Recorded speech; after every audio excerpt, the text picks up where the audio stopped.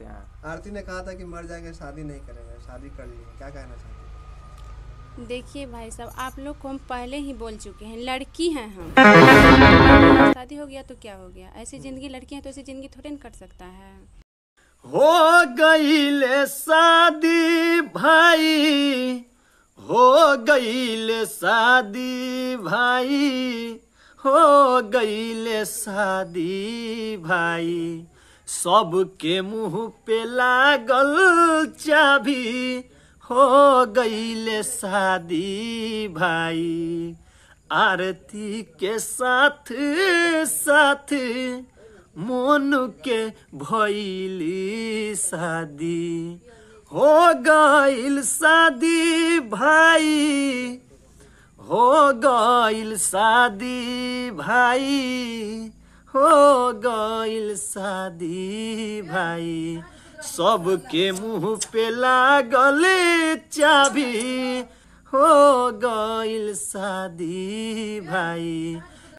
आरती के आशा रहे शादी होई छोटू से, आरती के आशा रहे शादी होई छोटू से, सपना टूट गईल शादी भइल मोनू से, सपना टूट गईल शादी भइल मोनू से।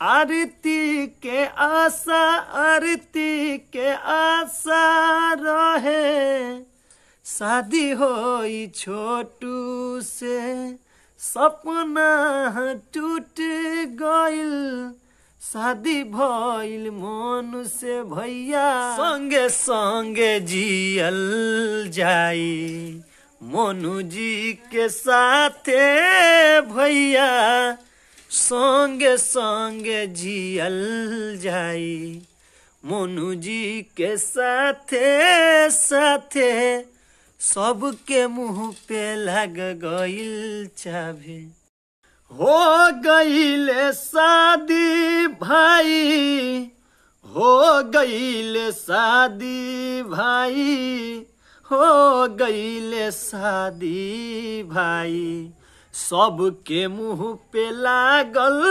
चाबी, हो गईले शादी भाई। आरती के साथ साथ मोनू के भइली शादी, हो गईल शादी भाई, हो गईल शादी भाई, हो गईल शादी भाई, सबके मुंह पे लागल चाबी, हो गईल शादी।